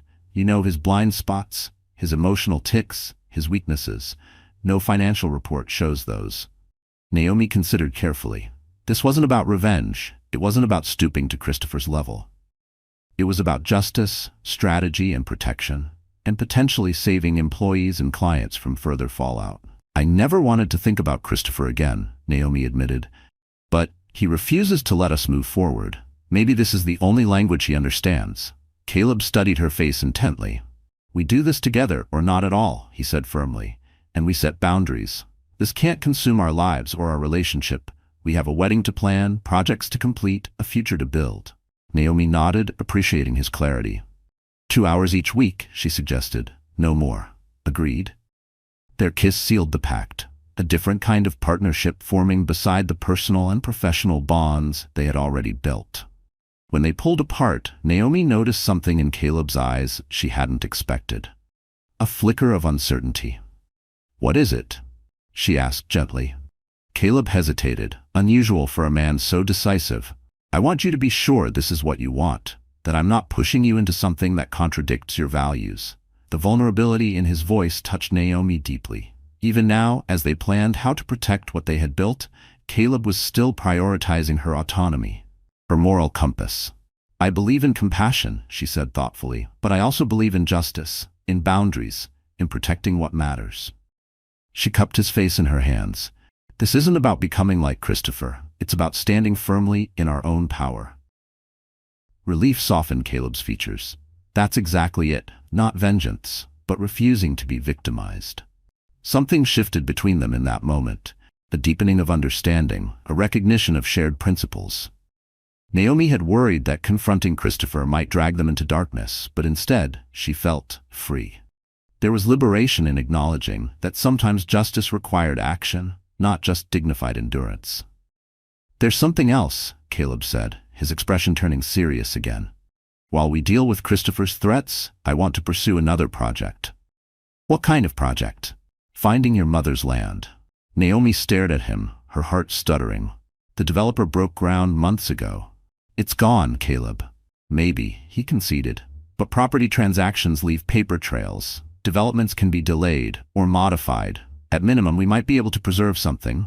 The willow tree, perhaps, or a corner of the property. Tears welled in Naomi's eyes at his understanding of what truly mattered to her. Not revenge, but reclamation. The connection to her mother. The land that held her most precious memories. You would do that? She whispered. In a heartbeat, Caleb replied, his voice rough. Not to erase what happened, but to restore something precious that was taken from you. Naomi kissed him, pouring into that moment all the emotion she couldn't express in words. This gesture encapsulated everything that made Caleb extraordinary. His ability to see what mattered most, and his quiet, steady commitment to healing, not just fighting. As moonlight filtered through the windows, Naomi's last thought before falling asleep wasn't of Christopher's threats. It was the profound difference between the two men who had shaped her recent past. One who exploited her vulnerabilities, and one who honored them as sacred trust. Chapter 8. The strategic revenge. 6 weeks into their carefully orchestrated plan, Naomi and Caleb sat in his home office, reviewing financial reports. Outside, a soft spring rain tapped against the tall windows, a calming rhythm to their focused silence. Summit Ventures has acquired 18% of Bellamy Capital stock, Caleb noted, highlighting figures on his tablet. Combined with Coastal's position, we now control 27%. Naomi nodded, still amazed at how cleanly they had kept Caleb's involvement hidden. Both Summit and Coastal were legitimate investment entities within his larger portfolio, their steady purchases appearing like ordinary market behavior rather than a deliberate, strategic campaign. What's our target threshold? She asked, reviewing the data with increasing confidence. These weekly sessions had taught her more about corporate finance than she ever learned during her entire marriage to Christopher. 40% would give us effective control, Caleb explained. given how distributed the remaining shares are.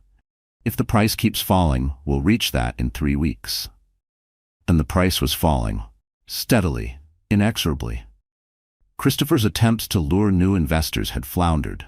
3 senior executives had resigned in a single week, citing ethical concerns. Naomi knew it wasn't coincidence. She had identified those 3 as decent professionals stuck in a toxic system. Caleb had arranged quiet meetings, offering them positions in his subsidiaries, contingent upon their voluntary exit from Bellamy Capital, with their integrity intact. Brighton Financial submitted their withdrawal notice yesterday, Naomi added, referring to one of Christopher's last major investors. Their board was particularly concerned about the discrepancies I found in the Elmwood project. Caleb's smile was one of admiration. Your insight's been invaluable. No external audit would have caught that. Naomi felt a mix of emotion. During her marriage, Christopher had dismissed her questions about his business as cute, using her social network to advance his own goals. But now, the years she'd spent quietly observing, taking mental notes, had become powerful tools. She knew the projects he had misrepresented, the investors he'd charmed under false pretenses, the numbers that were polished just enough to deceive. It feels strange, she said quietly. I never wanted to think about Christopher again, Naomi admitted. But he refuses to let us move forward. Maybe this is the only language he understands. Caleb set aside his tablet, giving her his full attention. Second thoughts? No, she said firmly, just reflecting on the irony. He never thought I was paying attention, never valued my intelligence. Now, those same qualities he dismissed are helping hold him accountable. Rising from her chair, Naomi moved to the rain-streaked window. I received another message from him today. More threats, more manipulated photos. He's getting desperate. Caleb came to stand behind her, his hands gently massaging the tension from her shoulders. Has he realized what's happening yet? I don't think so. His ego won't let him see the pattern. She leaned back against Caleb's chest, drawing strength from his steady presence. He believes his company's issues are due to market forces and disloyal employees, not a coordinated strategy. Caleb's lips brushed the spot just below her ear. The next phase begins tomorrow. Are you ready? Naomi turned in his arms, searching his face. The next phase meant moving beyond defense toward active dismantling of Christopher's professional facade. I'm ready. Their kiss carried the intensity that had come to define their relationship since they decided to seek justice together. Passion fused with shared purpose, desire deepened by mutual respect. Naomi had never known anything like it. This blend of emotional and intellectual connection. We've got 1 more hour blocked for strategy, Caleb murmured against her lips, his hands already slipping at the buttons of her blouse. I suggest we use it more creatively. Naomi laughed, already pulling at his shirt. A strategic pivot. His smile was both tender and wickedly suggestive as he lifted her onto the desk, financial reports scattering as he stepped between her thighs. All work and no play makes for poor strategic thinking. Later, tangled together on the office sofa, Naomi marveled at how different intimacy was with Caleb. In her marriage to Christopher, sex had become transactional, a means of asserting control. With Caleb, it was connection. Mutual, unforced, joyful. You're thinking very loudly, Caleb observed, tracing slow patterns along her bare shoulder. Naomi smiled and kissed his chest. Just appreciating the present, letting go of the past. His arms tightened around her. Speaking of the present, there's something I've been meaning to show you. Reluctantly, Caleb slipped away to retrieve his tablet, returning to the sofa with Naomi curled beside him. He opened a secure folder and handed it to her. What am I looking at? She asked, scrolling through what appeared to be property records. Your mother's land, Caleb said softly. I've been negotiating with the developer who bought it, after you sold it, for Christopher's watch. Naomi's breath caught. Though she had made peace with the loss, the memory still stirred deep emotion. The development stalled due to permitting issues, Caleb continued. They're willing to sell the parcel back, at a premium, of course, but it's within reach. Tears welled in Naomi's eyes as she stared at the documents.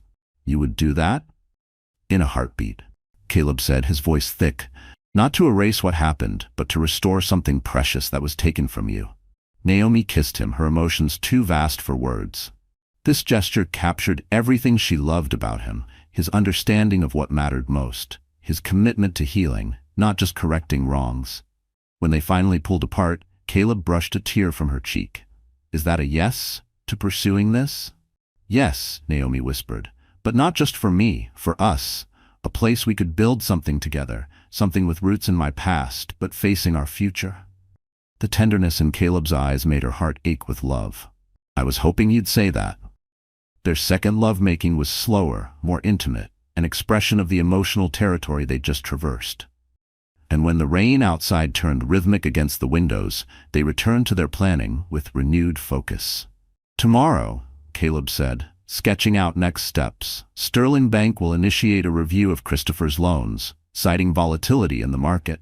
Simultaneously, my legal team will file the trademark complaints over the Crestwood development name."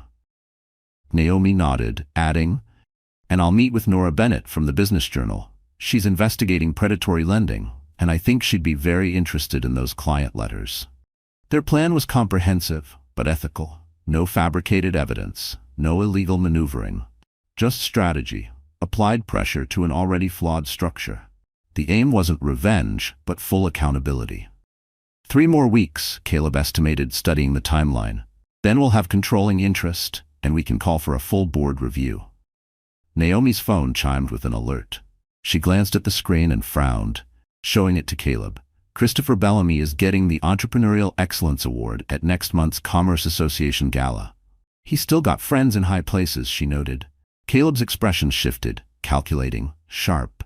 That gala would be the perfect setting for the final phase. "What are you thinking?"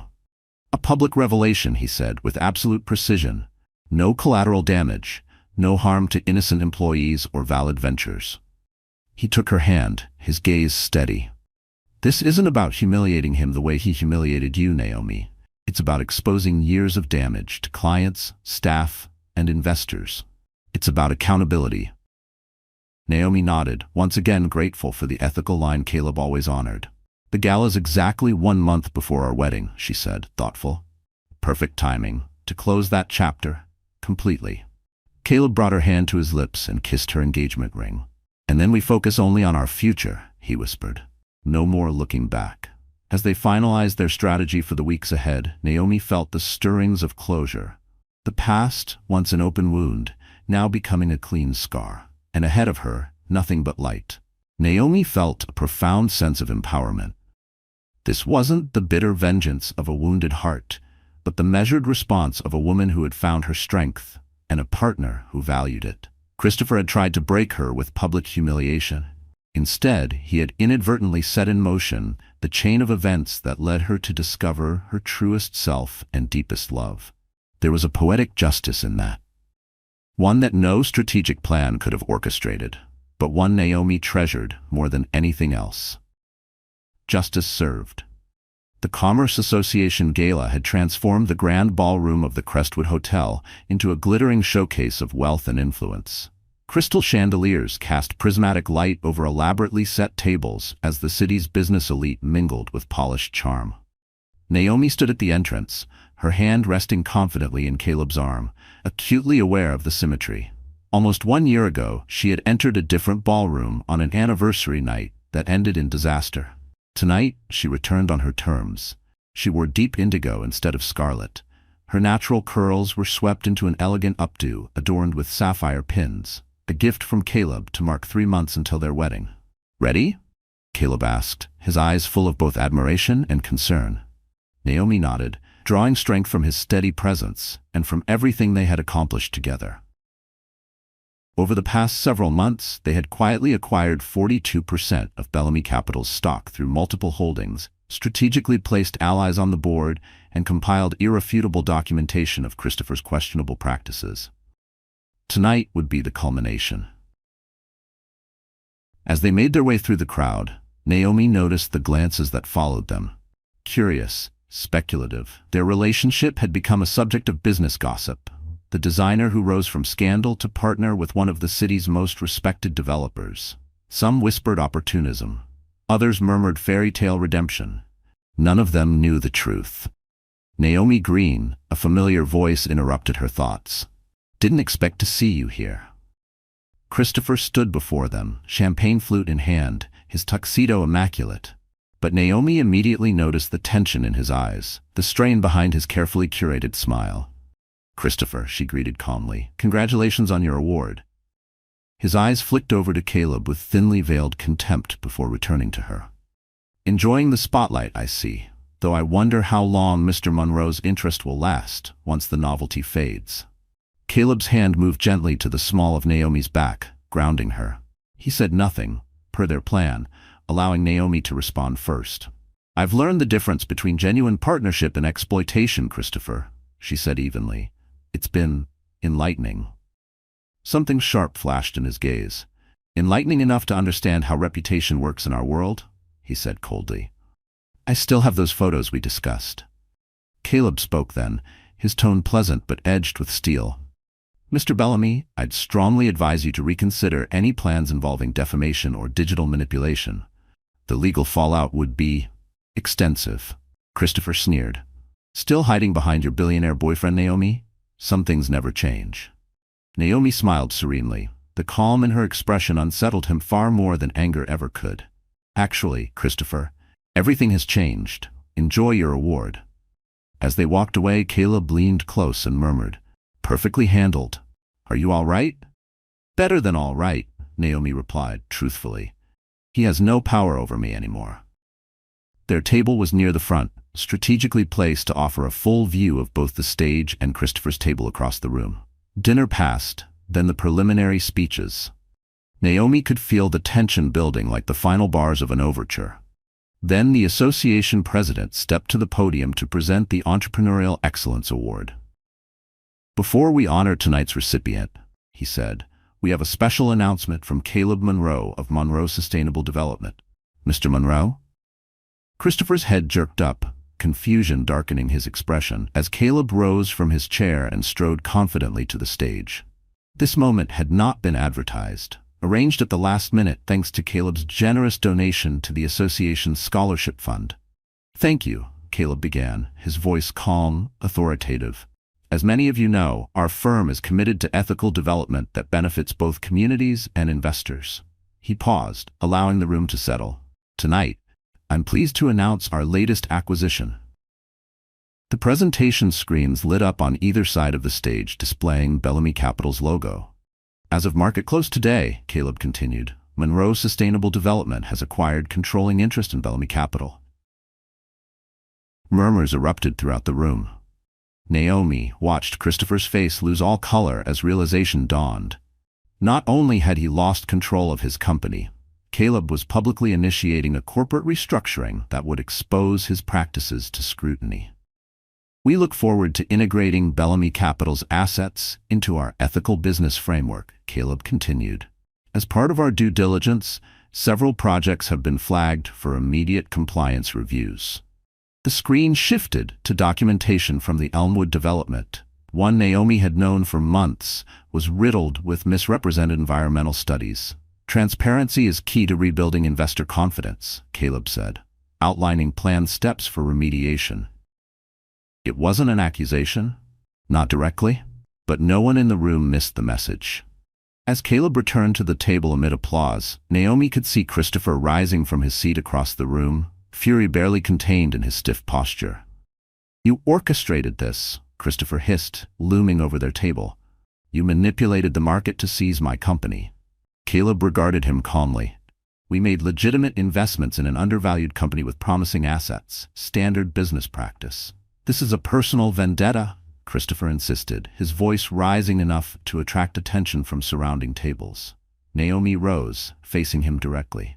"No, Christopher. This is accountability, something you've managed to avoid for far too long." From her evening bag she retrieved a small velvet box. "I believe this belongs to you," she said, opening it to reveal the sapphire watch, the very object that had catalyzed their original fracture. "I don't want that," he said dismissively. "Neither do I," Naomi replied. "It represents everything wrong with our relationship, surface beauty hiding hollow values." She placed the box on the table between them. "Consider it severance from our past." "I'm keeping my mother's land, though." Christopher's expression twisted into confusion. "That land was sold, Purchased again at market value by my firm, Caleb interjected smoothly. Understanding spread across Christopher's face, slowly and painfully. This wasn't just a corporate takeover.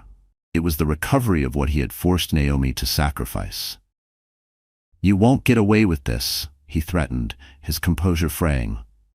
I've got friends on the Commerce Commission. The regulatory board will receive full documentation of the Elmwood environmental reports tomorrow. Naomi interrupted, her voice even. Along with the Bayview loan restructurings, unless, of course, you'd prefer to address those issues internally during the transition. Christopher stared at her, momentarily speechless at her command of his most vulnerable business data. You were right about one thing, Christopher, Naomi said quietly. I was paying attention during our marriage. Just not to the things you thought mattered. While you focused on my appearance and social capital, I was watching business practices that should never have been allowed to continue. The association president approached, sensing tension. Everything all right here? Perfectly fine, Caleb said smoothly. Mr. Bellamy was just congratulating us on the acquisition. Excellent, the president said cheerfully. Christopher, we're ready for your award presentation now. Trapped by decorum, Christopher had no choice but to follow the president toward the stage. As he walked away, he glanced back once, his expression a volatile mix of rage and rising fear. He knows, Naomi murmured as she and Caleb returned to their seats. Yes, Caleb agreed, and more importantly, he knows we know. Tomorrow's board meeting will decide whether he cooperates or faces public exposure. They watched as Christopher accepted his award, his smile brittle, his speech noticeably shorter than planned. The irony wasn't lost on Naomi. Receiving an excellence award minutes after losing his company, brought down by the same ethical failures he once flaunted. After the gala concluded, Caleb led Naomi to the terrace overlooking the city. The spring air was warm, fragrant with the scent of blooming flowers from the hotel garden below. How do you feel? He asked gently, studying her under the soft city lights. Naomi thought about it carefully. Complete, she said finally. Not because of what happened to him, but because I closed that chapter on my terms. Caleb smiled, drawing her into his arms. You were incredible tonight. Your strength keeps astonishing me. It was our strategy, she reminded him, resting her hands against his chest. Our justice. True, he said. But seeing you stand there completely beyond his reach, that was all Naomi Green, the woman I fall more in love with every single day. Their kiss beneath the stars was not one of triumph over an enemy, but a celebration of healing and clarity. Naomi had rewritten her story, not by striking back, but by rising above. Take me home, she whispered against his lips. We've got a wedding to plan, and a future to build. Caleb's grin held every promise she would ever need. Home it is, though maybe with a quick detour. What kind of detour? Naomi asked, catching the glint in his eyes. I thought we could drive by your mother's land, he said, under the moonlight, so you can start imagining what we'll create there, together. Naomi's heart swelled. He understood, without needing to be told. That sounds perfect. As they left the gala hand in hand, Naomi looked back once at the ballroom, where Christopher now stood alone, finally feeling the weight of his choices. She didn't feel victory, just certainty, that the scales had finally balanced. Chapter 10. The Ultimate Reckoning. Exactly 1 year after Naomi's public collapse, the grand ballroom of the Regency Hotel had once again been transformed. This time, not for an anniversary, but for a wedding. Cascades of white lilies and blue delphiniums lined the space. Crystal and silver gleamed on every table. A wedding, a reclamation. Naomi finally taking back the date that had once crushed her. In the bridal suite, Talia fastened the last pearl button on Naomi's gown. A custom design blending timeless elegance with modern structure, much like the woman who wore it. Nervous? Talia asked, standing back to admire the full effect. Naomi shook her head, studying her reflection. The woman looking back bore no resemblance to the one who had collapsed in tears here a year ago. Her eyes held clarity, her smile unforced. Not nervous, she said. Just complete. A gentle knock sounded at the door. Caleb's 16-year-old sister, Laya, peeked in, glowing in her bridesmaid dress. He's here, she whispered with a grin. Right on schedule. Naomi turned, confused. Caleb's not supposed to see me before the ceremony. Not Caleb, Laya said, her expression sobering. Christopher. He just arrived. exactly as Naomi had predicted. Resentment festered. 2 weeks ago, through carefully placed channels, word of Naomi and Caleb's wedding, its date and venue, had reached Christopher. The invitation had never been sent. But Naomi had known his wounded pride would bring him today. Unable to resist witnessing her happiness, perhaps even fantasizing about disrupting it. "Is everything in place?" she asked. Laya nodded. "Security's been briefed. Media is positioned exactly where you said." Talia checked her watch. Jonas should be approaching him now. Jonas, Caleb's head of security, had detailed instructions, not to eject Christopher immediately, but to let the day unfold according to the script Naomi and Caleb had written. Their final act of justice. "I need a moment," Naomi said, squeezing Talia's hand in gratitude.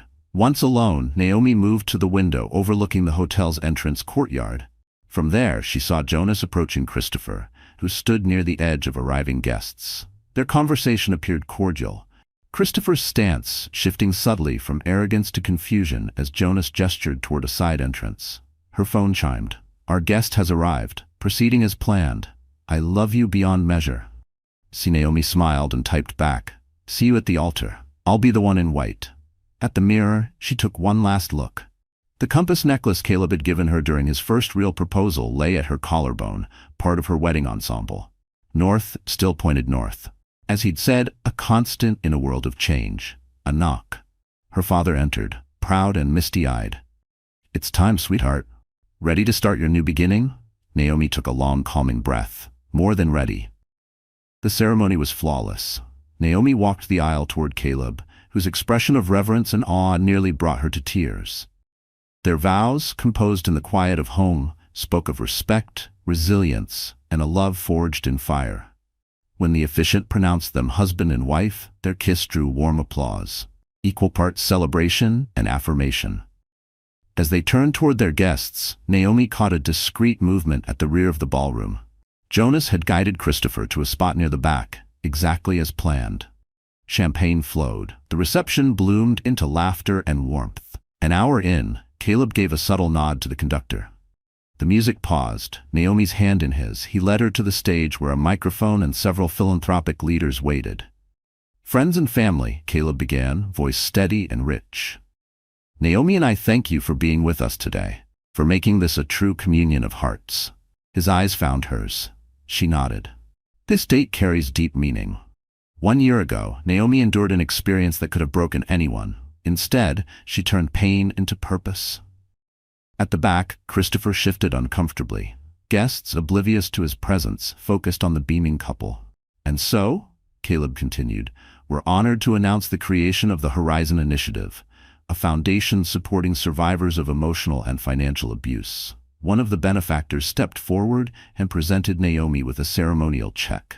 Photographers captured every frame, the symbolism, the triumph. Naomi took the microphone. Calm, poised. "Horizon Haven isn't just the name of our development," she said. "It symbolizes the journey many face when leaving toxic relationships." Her gaze flicked toward Christopher, whose stunned face was visible only to her, and then returned to the room. "The foundation will offer housing, legal aid, and business mentorship. Because sometimes the most powerful lesson from pain is learning how to help others heal." Applause thundered as Naomi and Caleb unveiled the foundation's logo. A rising horizon formed by outstretched arms. Photographers surged, securing tomorrow's headlines. Back on the floor, Naomi saw Jonas quietly escorting Christopher toward the exit. Their plan had worked. He had seen her joy, witnessed her transformation, and had no choice but to walk away, watching what he'd once tried to destroy become something unshakable. Mission accomplished. Caleb whispered as they moved to the dance floor. "Perfectly," Naomi replied. "Did you see his face?" "Absolutely priceless." Caleb's laugh was low and full of pride. "Remind me never to challenge you, Mrs. Monroe. Your tactical mind is formidable."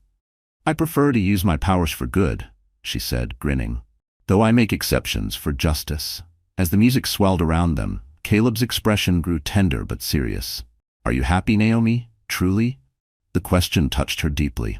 Here was a man who, even in triumph, cared more about her authentic joy than any symbolic victory. "Happier than I ever thought possible," she answered truthfully. "Today wasn't about Christopher. It was about us, reclaiming this day completely." And so we have, Caleb agreed, his arms tightening around her waist as he spun her effortlessly, the silk of her gown rippling like a wave. The past, he said softly, is finally just the past. Later, as their reception bloomed with dancing and joy, Caleb quietly guided Naomi away to a private terrace overlooking the city's skyline. A small table awaited them with 2 flutes of champagne and a velvet box. "One final wedding gift," he said, opening the box to reveal a delicate sapphire bracelet, the stone set in a pattern mirroring the constellation from the night of his first true proposal, the night he gave her the compass. "It's exquisite," Naomi whispered as he fastened it gently around her wrist. "Like its owner," Caleb replied, echoing the words he'd once spoken on the rooftop of the museum. This time, Naomi didn't protest the compliment. Beneath the same stars that had once witnessed their tentative beginning, Caleb drew his wife into his arms, their kiss deepening with the familiar passion they had cultivated, and the wonder of what now lay ahead as husband and wife. "We should return to our guests," Naomi murmured, though her body remained pressed against his. "They won't miss us for a few minutes," Caleb countered, his fingers tracing the elegant lace down her back. "I've waited all day to have you to myself, if only for a moment." His touch stirred the desire they had nurtured over months of love, understanding, and shared healing. Naomi responded with a kiss that promised fulfillment, later, when they would finally retreat to the suite awaiting them upstairs. "Patient as always," she teased, straightening his bow tie with a knowing smile. "For you, always," Caleb said, kissing her palm, "though tonight may stretch the limits of that patience." Their laughter, warm and unguarded, danced into the night as they returned hand in hand to their guests, a perfect blend of joy and serenity, desire and peace, their past now reconciled, their future wide open. 1 year later, Naomi stood on the broad porch of the home she and Caleb had built on her mother's land. One hand rested over her round belly, the other shielding her eyes as she watched Caleb arranging chairs beneath the pergola that faced a lush garden, just as her mother had once dreamed. The Horizon Initiative had flourished beyond their imagination, already transforming the lives of dozens of survivors. Naomi's design firm had expanded, now including a mentorship program for young women entering the creative field. Caleb's sustainable development company continued to evolve, transforming cities into inclusive, livable communities for all. As for Christopher, he had tried to rebuild his career in another city, but his reputation followed him. The last Naomi had heard, he was in middle management at a boutique firm. Not destroyed, but finally contained, by the very consequences he had never believed would apply to him. "What are you thinking about, love?" Caleb asked, stepping beside her and sliding an arm around her shoulders, his hand settling over hers, now resting on the subtle movements of their daughter within. Naomi leaned into his embrace, feeling the soft flutter of a kick beneath their palms. "Journeys," she said. "How the worst night of my life led to the best years of it." Caleb kissed her temple gently. "Life has a way of balancing the books." "It does," Naomi agreed, then added with a smirk, "though sometimes it needs a little strategic assistance."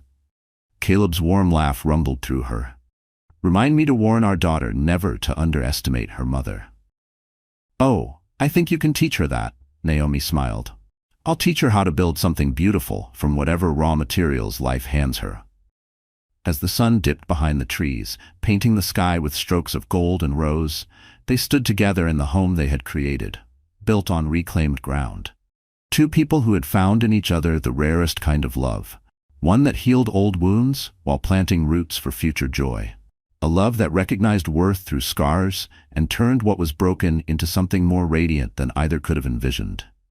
Their story had begun in betrayal, but it would continue in resilience, redemption, and renaissance.